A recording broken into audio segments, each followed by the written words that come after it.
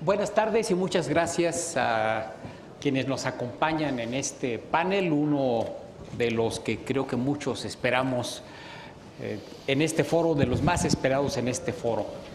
Están los representantes de los tres más relevantes candidatos a la presidencia en materia, representantes en materia agropecuaria.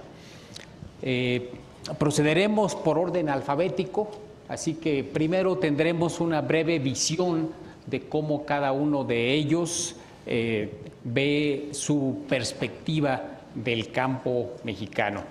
Así que comenzamos directamente por Javier Delgado. Javier, bienvenido y adelante, por favor. Muchas gracias. Muy buenas tardes. Y bueno, en primer lugar, comentarles que en realidad yo represento lo que viene siendo un equipo de trabajo que se constituyó como el equipo técnico. Poncho Romo le llama pomposamente el grupo de expertos. Yo considero que es un grupo técnico que estamos trabajando en lo que viene siendo el diagnóstico y las posibles líneas de trabajo en la parte de política. A diferencia de los colegas que ellos sí son la parte de campaña. Nosotros no estamos viendo prácticamente nada del tema de política. Estamos en este grupo integrado. Originalmente inclusive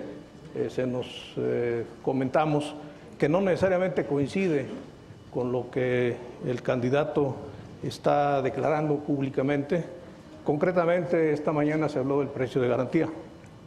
Entonces nosotros no coincidimos con el tema y vamos a hacer una propuesta muy concreta, muy específica, de acuerdo a las condiciones que realmente en la actualidad tenemos vigentes. Esto creo que sí es muy saludable comentarlo, porque se nos ha dado la libertad de trabajar técnicamente con una visión que casualmente en la mañana estuve en los paneles escuchando el Tratado de Libre Comercio, las APP, todos los temas que se estuvieron comentando por parte del panel anterior.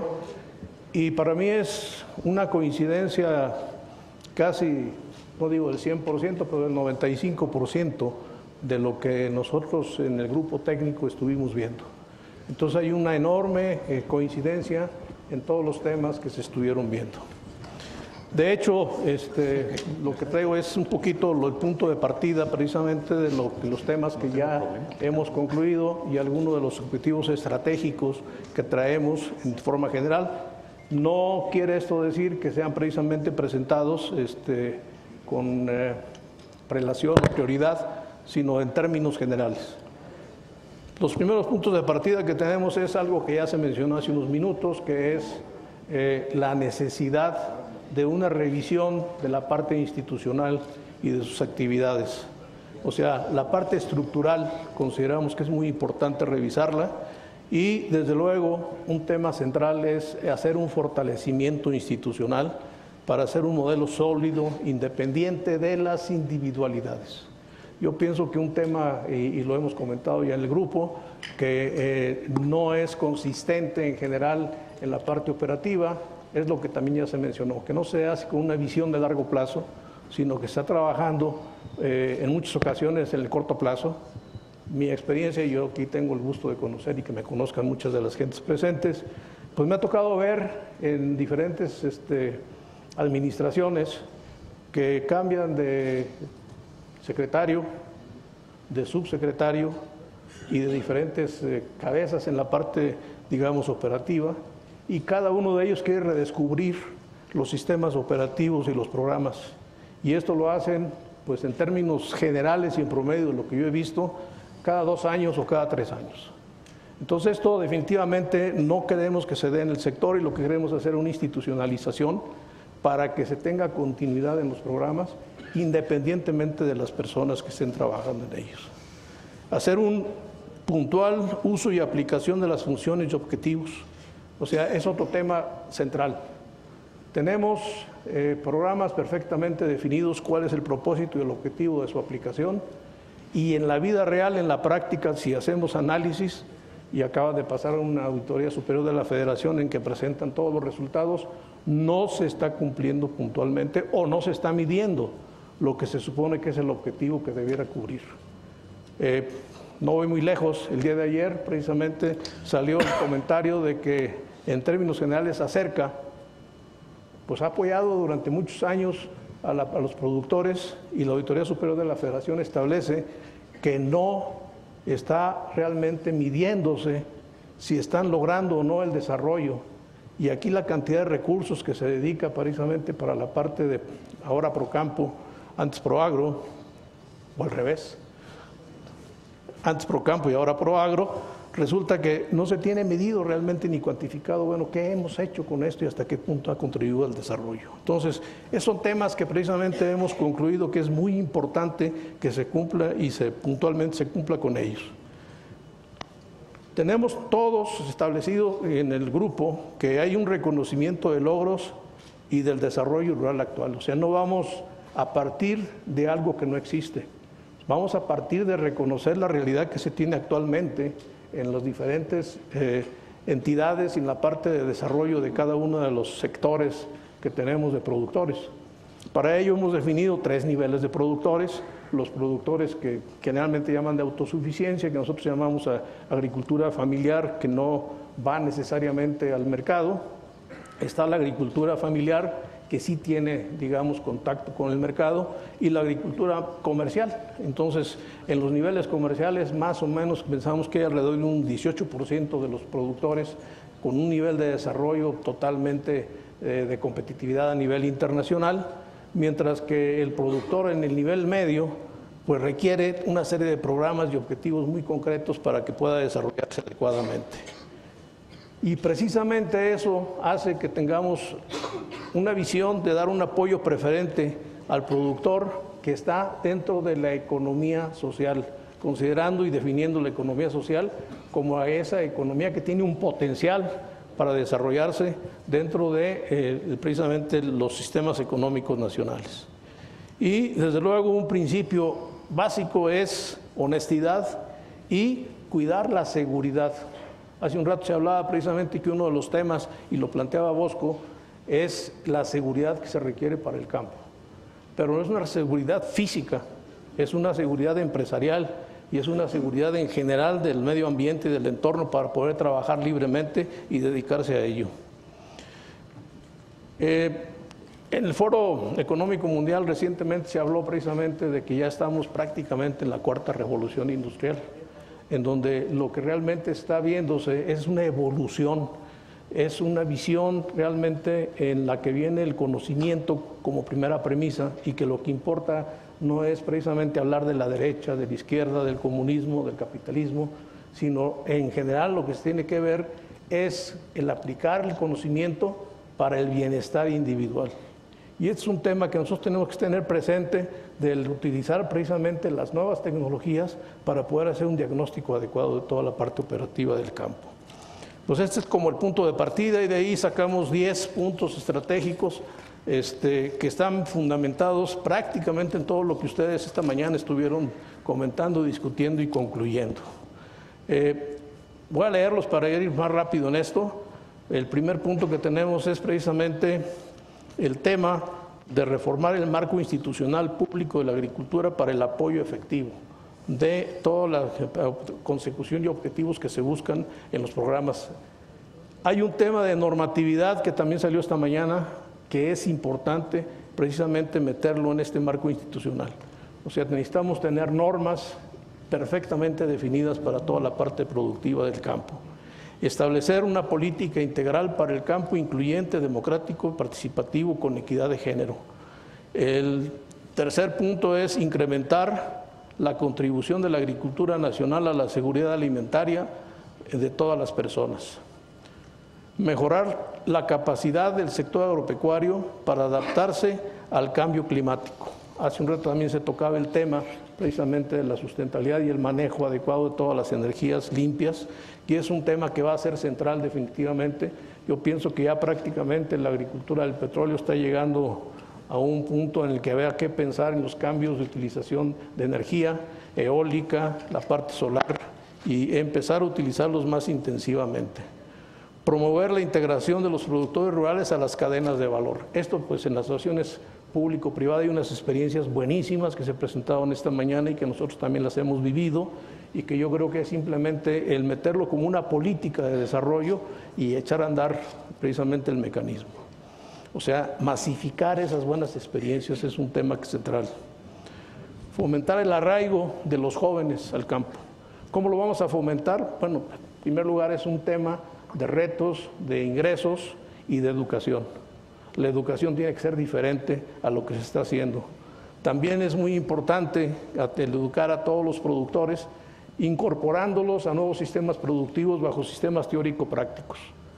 Yo traje aquí a México un poco el concepto del modelo holandés, en donde lo que se hace es clústeres, y en estos clústeres justamente lo que se hace es centros de transformación o de capacitación para que de una manera teórica, práctica, los productores se vayan sintonizando justamente para producir con valor agregado y mucho mejor calidad de productos.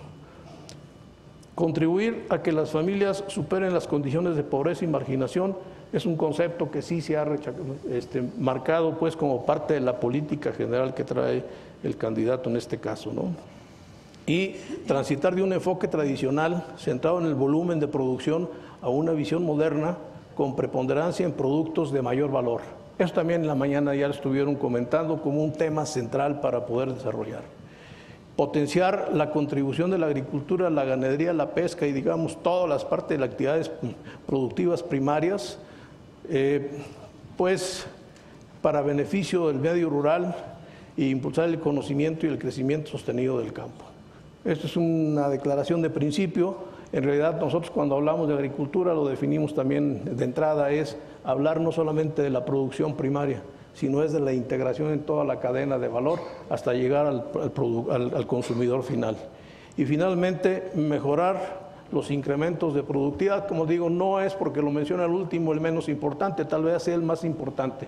Nosotros pensamos que hay que voltear hacia el mercado nacional y aumentar la productividad. Nosotros pensamos que hay un horizonte de desarrollo muy grande todavía. Se hablaba en la mañana, tenemos 22 millones de hectáreas prácticamente que son las que tenemos aprovechando de cultivo y podemos llegar a crecer hasta 26 millones de hectáreas. Ese es un tema que no tenemos un área de oportunidad muy importante. El uso eficiente del agua es sumamente importante. Las tecnologías que hemos utilizado, por ejemplo, en toda la agricultura protegida, permiten precisamente hacer un uso, digamos, muy eficiente del agua y tener altos rendimientos con poca agua. Yo aquí lo dejaría como punto de partida para no abusar. Gracias, Javier. Les recuerdo que tienen por ahí las tarjetitas, si tienen preguntas, si las quieren ir haciendo llegar para poderlas hacer a los integrantes de este panel. Adelante, Vicente, con una primera visión de la perspectiva del campo. Muchas gracias. Qué gusto saludarlos. Reciban un cordial saludo de Ricardo Anaya y de todos los candidatos de México al Frente. Este foro yo creo que sienta las bases para la discusión de muchos temas del campo. Entonces, entrar en los detalles de lo que ya se ha hablado aquí, yo creo que no es el objetivo. Yo creo que el objetivo es, México tiene una política agroalimentaria y tenemos una Secretaría de Agricultura, Ganadería, Pesca y Alimentación. Pero ¿quién es el encargado de la política de la alimentación en México? No el que tiene el nombre. ¿Quién es el responsable de que haya el abasto suficiente de alimentos en México? ¿El que lo produce? No. Es la Secretaría de Economía. Si ustedes se acuerdan, antes era la Secretaría de Comercio y Fomento Industrial. Entonces sigue siendo una Secretaría de Comercio. Entonces en México partimos de un problema. La visión del gobierno, no de ahora, sino de décadas, ha sido que el alimento en México sea barato. Y por eso, cuando teníamos una economía cerrada, pues teníamos precios controlados. ¿Cómo hace ahora la Secretaría de Economía? Pues busca que siga habiendo alimentos baratos en México. Claro que es muy importante que los alimentos sean accesibles a los consumidores.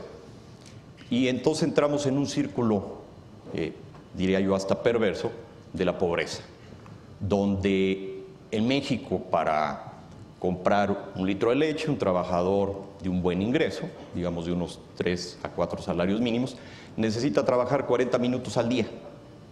Si se los paso a un kilo de tortillas, pues alrededor de 20, 25 minutos. En Alemania un trabajador medio, que hace un trabajo similar que al mexicano, necesita trabajar 2 minutos por 1 litro de leche. Entonces, el problema es que, ¿qué nos ha llevado? Lo que se decía, la FAO recomienda 75% de producción nacional para tener un abasto mínimo para garantizar la comida en un país, y producimos el 50-57%, dependiendo cómo lo midamos. Entonces, mientras no cambiemos este paradigma y el que produce sea el responsable de que haya, pues México no va a avanzar. Podemos ir con programas más o con programas menos. Y en un país donde el 81% de los productores son pequeños o son familiares o son de alto consumo, pues ¿cómo lo vamos a lograr? Si el productor pequeño, el productor del sector social, tiene que subsidiar al consumidor y los programas de gobierno no van encaminados. Pregunta, ¿quién es el responsable de que en México haya suficiente maíz? ¿Quién es el responsable de la Secretaría de Agricultura que se produzca el maíz? ¿Cómo se llama? El que le da seguimiento todos los días a la producción de maíz y el que define qué es lo que se debe importar, o el caso del frijol, o la leche, o les puedo dar muchos otros ejemplos. Entonces, eso nos lleva a que hoy vemos la situación de muchos de los trabajadores del campo, de los jornaleros agrícolas, que aquí ya también se ha hablado, y vemos que la situación de ellos es el reflejo de la situación del campo. Un campo donde en el 75% de los municipios de este país las actividades agropecuarias son la 1 o la 2, donde tenemos el doble de pobreza proporcional a las áreas urbanas. Entonces, mientras no cambiemos la estructura y la forma como pensamos, y donde no pensemos que México tiene que producir de una manera rentable, no vamos a generar arraigo. O sea, ¿quién se quiere quedar a vivir en la pobreza? Si nuestros padres nos dieron la oportunidad de ir a la escuela, de educarnos en muchos casos, ¿qué es lo que pasa? Pues hay una migración de los talentos. Los mejores muchachos pues prefieren dedicarse a otra cosa. Nadie quiere estar en una actividad que no es rentable. Entonces necesitamos que el campo mexicano sea rentable y que tenga las facilidades para poder emigrar de una actividad a otra, si esa actividad nunca va a ser rentable. Hoy vemos varios campos en México y vemos que los indicadores de las exportaciones mexicanas son extraordinarias. ¿Cuántos mexicanos tienen acceso a producir eso de los que vivimos en el campo? Realmente pocos. Entonces, mientras no cambiamos el andamiaje y la estructura de cómo funciona el gobierno, pues no vamos a lograr cosas como las que hemos oído en las pláticas anteriores. Hablar de la integración de la cadena, del coyotaje. ¿Cómo vamos a lograr eso si la ley del ISR es discriminatoria? Tenemos un artículo 74 donde si yo soy un trabajador primario, tengo el artículo. En el momento tengo las facilidades de flujo, reducciones en la tasa si soy pequeño, pero si yo me integro, pierdo las facilidades del artículo. Y no solamente eso, no puedo utilizar los beneficios y las capacidades de una actividad en la integración. Entonces, mientras no cambiemos toda esta estructura, mientras no logremos esa reforma para el campo, que tiene que ser una reforma básicamente económica, no vamos a poder avanzar. Entonces, lo que necesitamos es avanzar en esa reforma, donde además, como aquí ya mencionó nuestro amigo Bosco, pues el tema de la tenencia de la tierra, el tema del agua. ¿Cómo podemos dar suficientes incentivos al sistema crediticio para que nos den créditos? Si el agua pues no puede ser garantía, si no tenemos certidumbre en la tenencia de la tierra. Entonces, básicamente, necesitamos cambiar la estructura mental de que no podemos seguir en este círculo donde el campo no es negocio porque tiene que ser barata la comida. La comida tiene que ser accesible, tiene que ser un precio razonable y el gobierno tiene la función de intermediar entre el que produce y el que consume para que tengan el acceso de manera adecuada. Muchas gracias. Gracias, Vicente. Tu turno, Baltasar, de una primera aproximación. Pues antes que nada, muchas gracias por esta invitación. Un saludo a todos de nuestro amigo, su amigo Pepe Mit. Y me da mucho gusto tener la oportunidad de estar con amigos de diferentes partidos, de compartir finalmente esta visión. Saludo al secretario, me da mucho gusto que esté aquí con nosotros.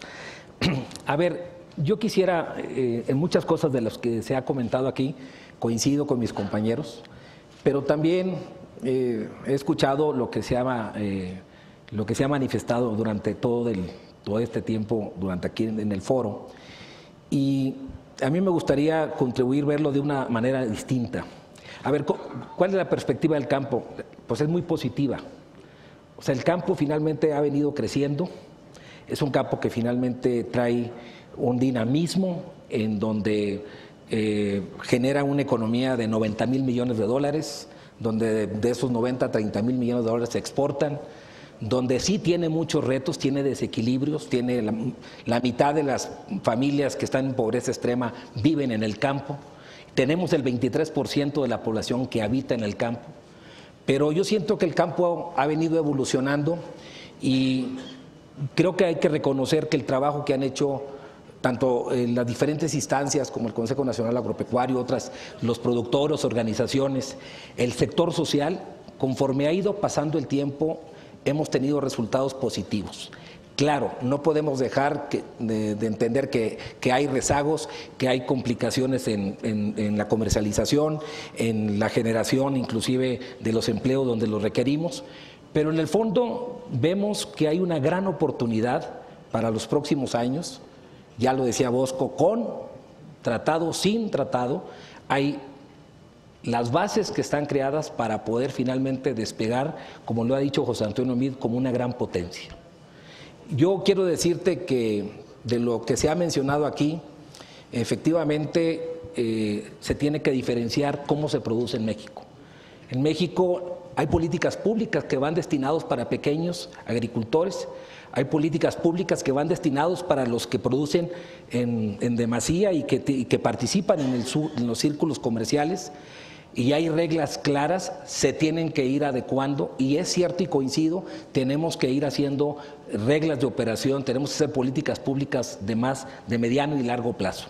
No podemos cada año estar viendo las complicaciones y echándole la culpa a los mercados que finalmente las reglas de operación no son las adecuadas. Creo que debemos de ir mucho más allá, pero debe de ser mucho más consensado con la participación de los que en su momento están interesados en el tema y que de acuerdo a las experiencias se puede ir mejorando y sobre todo poder ser mucho más eficientes. Y aquí estoy hablando sobre un tema que tiene todo un reto que será obviamente la comercialización.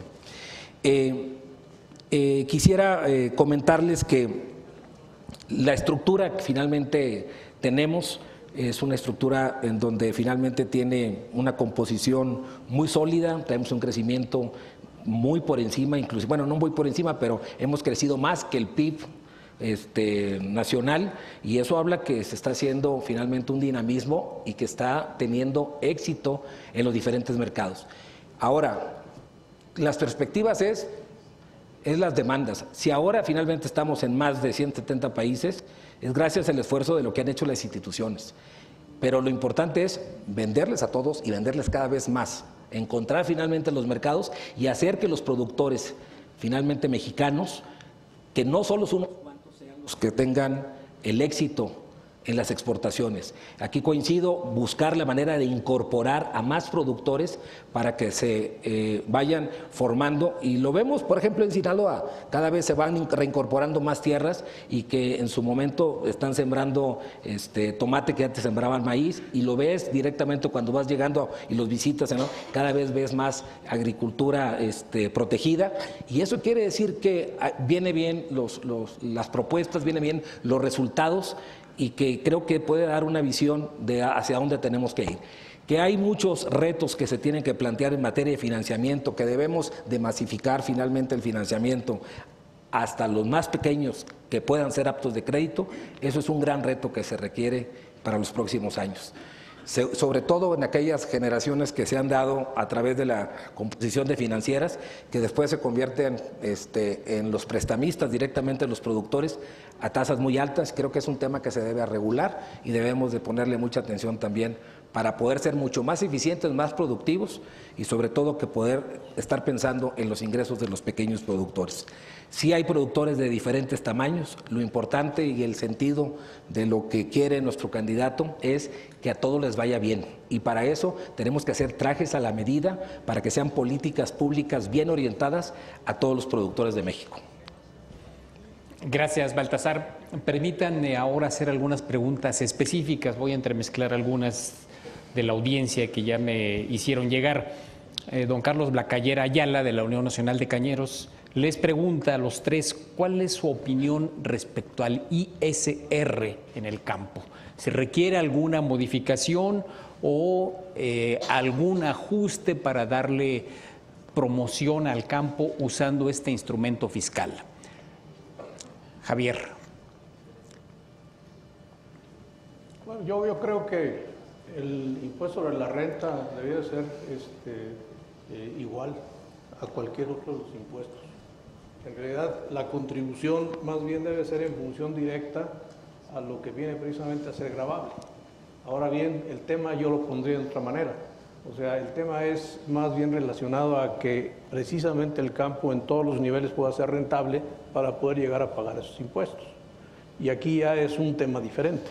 El tema es cómo vamos a hacerle para que precisamente esas áreas de oportunidad que tenemos de producir más se pueda realmente meter en una política institucional que permita aumentar esa productividad y tener mejores rendimientos, tener mejores condiciones operativas. Y un tema central es cómo bajamos los costos de producción de entrada, ¿no? Entonces aquí hay un tema que es no relacionado directamente con el impuesto sobre la renta, pero yo no creo que debiera de tener tratamientos diferenciados porque se vuelve sumamente complejo en general. Vicente.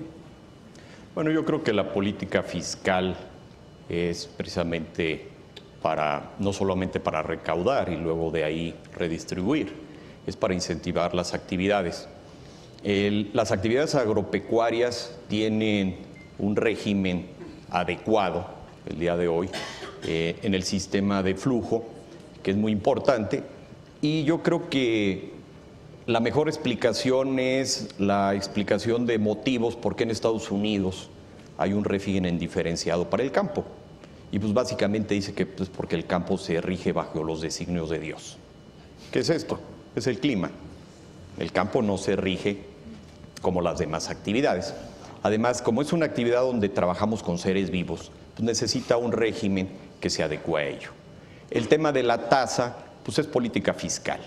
El pequeño productor hoy en México que recibe menos de 40 salarios mínimos tiene una reducción en la tasa, el mediano productor tiene otra y el gran productor paga la misma tasa. Entonces aquí lo que es importante es cómo logramos que se integren los productores. Entonces cuando dos o más productores se integran para procesar o comercializar sus bienes, en ese momento las propiedades y las actividades que tienen el régimen no las pueden utilizar en la integración. Porque hay un artículo que es el 180 de la ley del ISR de precios de transferencia que lo prohíbe. Básicamente son dos regímenes porque uno es industrial o agroindustrial y el otro es primario y eso nos pone en una gran desventaja cuando competimos en el mundo. Hoy con la gran apertura comercial que tenemos, bueno, pues Estados Unidos, el 87% de la comida se maneja a través de cooperativas, la ampliación del tratado con Europa, donde básicamente es cooperativas, TPP Nueva Zelanda, los tratados con Sudamérica, Argentina y Brasil. Entonces tenemos un régimen donde ellos sí pueden utilizar las capacidades del sector primario en su integración y hoy competimos en desigualdad. Entonces, ¿eso qué hace? Que la parte más importante donde está el ingreso, que es en la cadena de valor, junto al consumidor, los productores no pueden llegar a ello. Entonces es una disasociación de la producción con el consumo, porque tampoco hay las señales del mercado. Y si a eso lo añadimos, lo que les mencionaba hace un momento, si además la Secretaría de la Alimentación no es la que lo define, sino la Secretaría de Economía o de Comercio, pues ahí tenemos otro problema. Entonces la política fiscal debe estar alineada y sobre todo debemos de competir en igualdad de condiciones y tener un piso parejo. Gracias. Yo de la misma forma, además agregaría que sí tienes que tener tasas de alguna otra manera que estén con los países que estás compitiendo muy similares, para que no exista el pretexto en su momento que aquí estemos pagando más impuestos. Creo que la decisión que se tomó de que, por ejemplo, en el caso de los agricultores, en el caso de los productores que en su momento no producen más de $1 millón de pesos de ingreso, que están exentos sobre el impuesto sobre la renta, creo que es una buena medida, es un buen estímulo que se le está dando a los agricultores pequeños, pero creo que lo más importante es verlo por el lado del gasto. A lo mejor es un problema de deformación profesional. Yo creo que los incentivos que se deben de dar al campo deben ser incentivos que permitan aumentar la productividad y sí destinarle cada vez más recursos por el lado del gasto a los segmentos de población que requieren para que sean más productivos. Entonces, esto que estoy diciendo, pues que cada vez el presupuesto, por ejemplo, de la Secretaría, de lo que se dedica al campo, debe ir creciendo aún más, pero eso, pues eso está en el debate de cómo hacerlo para los próximos años. En la lógica de lo que comentas, ¿bajarías el ISR a 21 para ponerlo a la par con nuestro principal socio comercial? Pues eso tendríamos que preguntárselo a Pepe ya en su momento. Yo creo que los hacendarios podrán decir, pero claro que me gustaría en un momento dado que tuviéramos una tasa de impuesto pues obviamente mucho más accesible para poder en un momento dado tener mayor rentabilidad y que esa rentabilidad dedicársela obviamente a la inversión y poder crecer aún más. Pero bueno, eso ya serán los temas fiscales. Otro tema, imaginen ustedes que son secretarios de Agricultura o el puesto que vaya a quedar y tienen la oportunidad de definir el presupuesto para el sector. ¿Cuál es su posición? ¿Qué presupuesto y qué asignación, qué mecanismo de asignación debiera tener el presupuesto para el sector agroalimentario? Javier. Yo creo que fundamentalmente los presupuestos deben elaborarse en función directa a lo que se requiere en la base, en los programas que se consideran necesario fomentar y estimular que se desarrollen más. Hemos comentado escuchado toda la mañana, por ejemplo, el hecho de que haya un gobierno que permita realmente dar un marco como punto de partida para detonar toda la parte de inversión. Entonces, habría que establecer precisamente las prioridades a quién vamos a atender primero. Y yo pienso que se debe de empezar a fijar precisamente los presupuestos en función directa a ese tipo de necesidades. Tenemos deficiencias en toda la parte de lo que es el conocimiento, la tecnología y la investigación aplicada, entonces serían unos temas a considerar. Pero los presupuestos base pues, realmente son en función a lo que se ha venido operando y a lo que se quiere cambiar.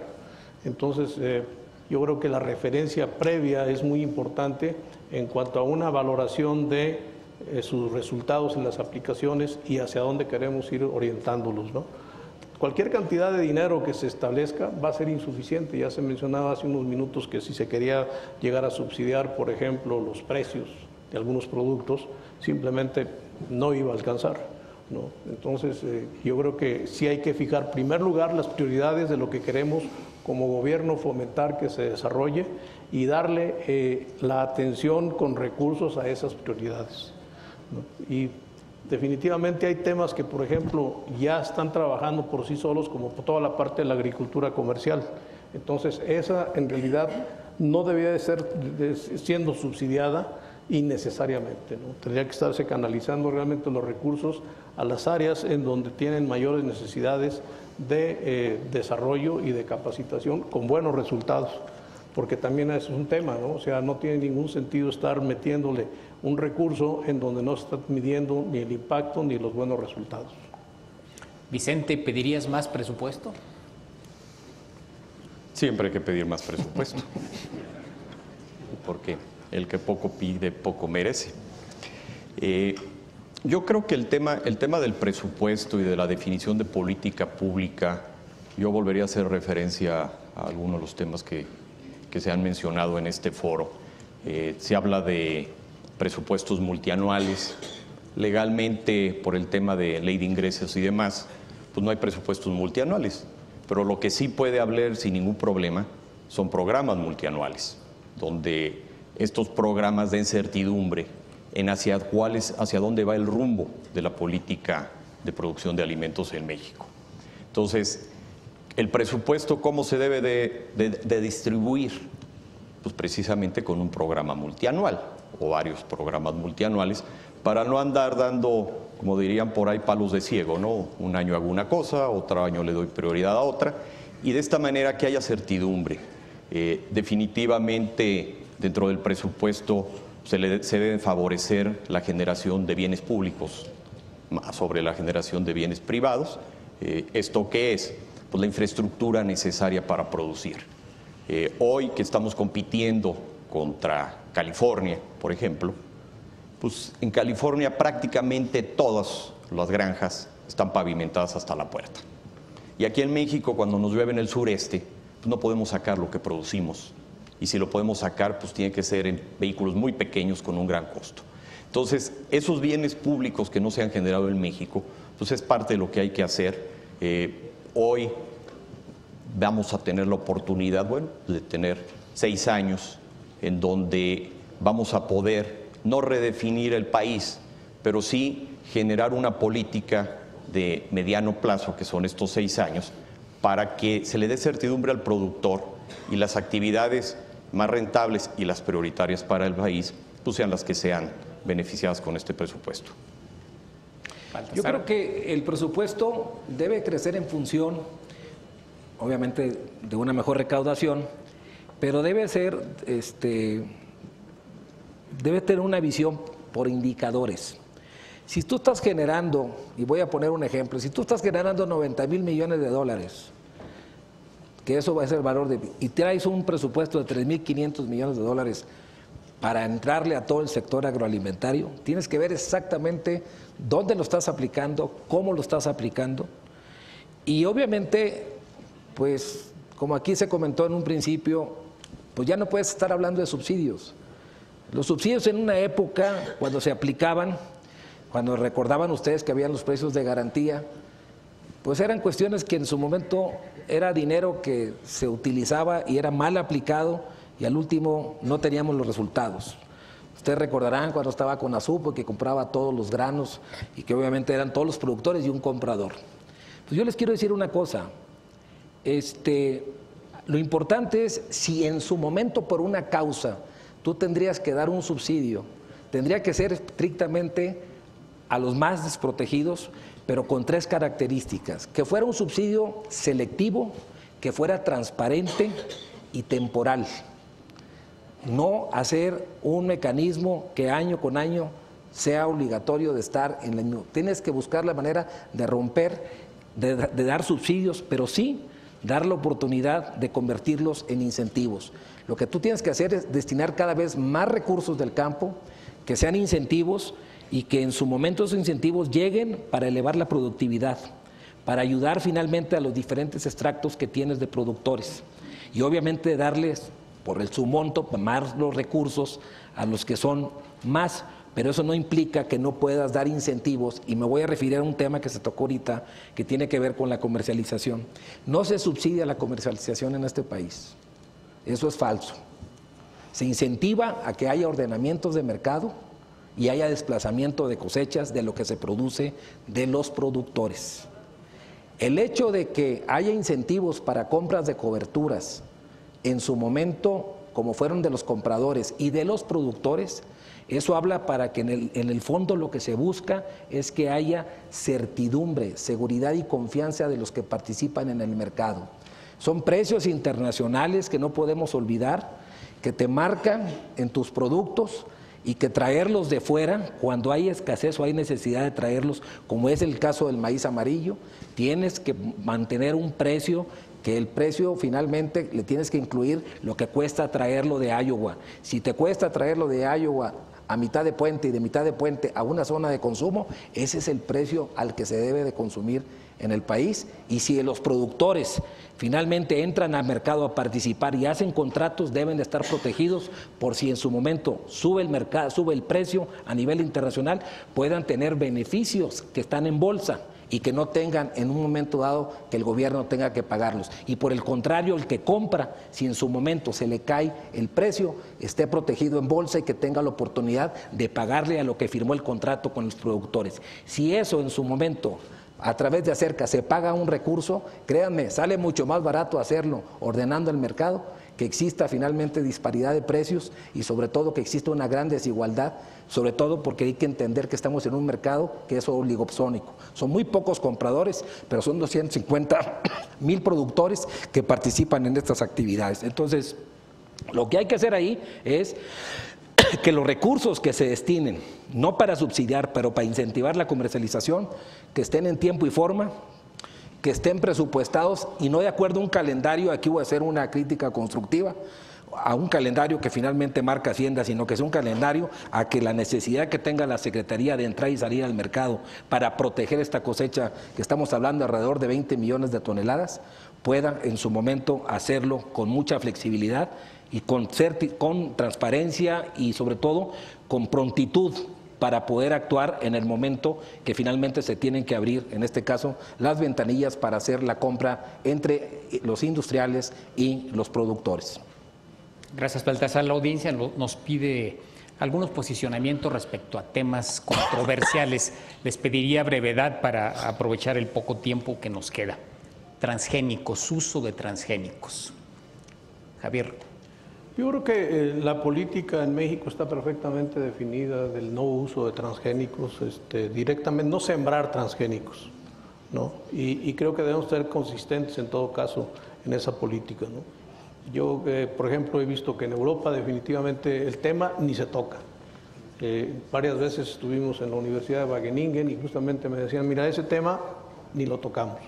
Tenemos un horizonte de desarrollo y de crecimiento y de producción y de hibridación y de diferentes alternativas para manejarlo, ¿verdad? En lo que viene siendo los aumentos de productividad y el sacar los diferentes tipos de productos. Entonces, en ese sentido, yo creo que como política nacional sí tenemos que ser muy consistentes y en todo caso, simplemente definir si vamos a entrarle, entrémosle parejo, ¿no? Y si no, dejémoslo de lado y dediquémonos justamente a desarrollar, por ejemplo, en maíz.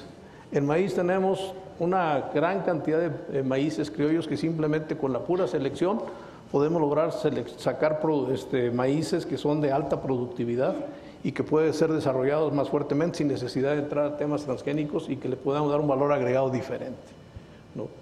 Entonces, en estos temas yo pienso que es una política nacional que debe perfectamente definirse y decir, bueno, si ahorita la tenemos definida que no hay transgénicos, en siembra, pues no sembremos transgénicos y punto, ¿no? Pero hay que ser muy consistentes y muy firmes en ese sentido.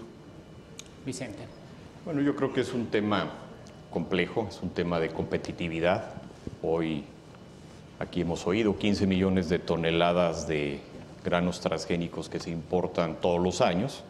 Pues entonces eso hace que los productores compitan en desventaja en muchos temas. Y yo me haría referencia a que hay que diferenciar de los diferentes transgénicos que existen. Está el maíz, está la alfalfa, están algunos otros, está el algodón. Hoy, por ejemplo, les puedo decir que todos los que traigamos alguna pieza de algodón está hecho de algodón transgénico, porque pues, prácticamente en el mundo todo es transgénico. Entonces, la posición es, si en México no lo podemos sembrar, pues tiene que haber un mecanismo de compensación, porque existe un diferencial importante en el costo de producción y en el rendimiento de uno contra otro, y no existe ese mecanismo de compensación ni ese diferencial. Acabamos de oír muy acertadamente de parte de Baltasar cómo se fija el precio, pero ese es el precio de un maíz transgénico. Entonces, no hay una diferenciación del maíz blanco no transgénico contra el maíz amarillo transgénico. Tiene que haber esta diferenciación.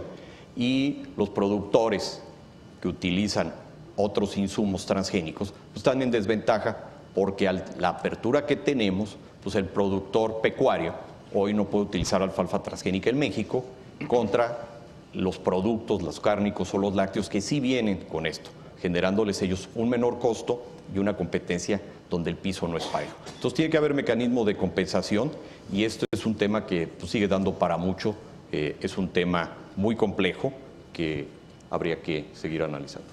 Baltasar. Bueno, es un tema muy discutido. No sé si a lo mejor voy a hacer comentarios que a lo mejor no van a estar de acuerdo, pero tengo que hablar como productor. Yo coincido, o sea, si tú produces maíz y obviamente estás importando maíz amarillo, principalmente, aunque sea para alimentar el ganado, porque hay que reconocer que somos autosuficientes en maíz blanco y a veces también exportamos maíz blanco a lugares como a Los Ángeles, en fin. Pero sí tienen razón los productores cuando te manifiestan de que el maíz que, o sea, nosotros siempre queremos sustituir el maíz amarillo para que se siembre en México y no estar con esa dependencia tan fuerte que tenemos de maíz. Y sabemos que el maíz que se está importando es transgénico. Entonces, si por un lado queremos como una política de que aquí se siembre más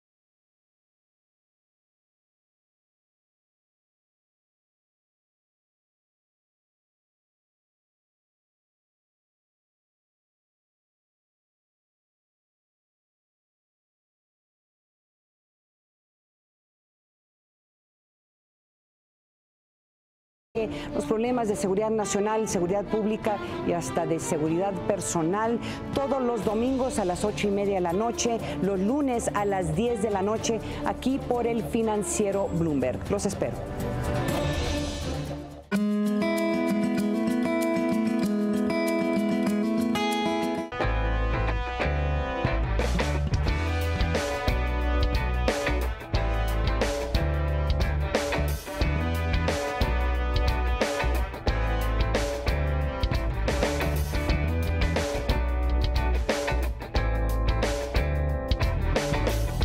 Bienvenida al secretario de Agricultura, Ganadería, Desarrollo Rural, Pesca y Alimentación, el doctor José Calzada Rovirosa, a quien cedemos la palabra junto con Bosco de la Vega, titular del Consejo Nacional Agropecuario, y Enrique Quintana, director general editorial del Financiero. Bienvenidos.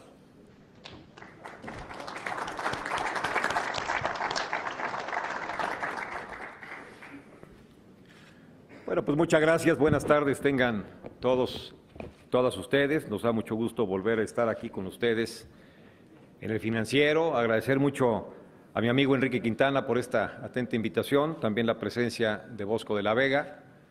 Yo les quiero decir que Bosco de la Vega, representando intereses de la industria privada, digámoslo, trabajamos mucho de manera conjunta en políticas públicas, es decir, los intereses de los privados no son ajenos de los intereses del gobierno.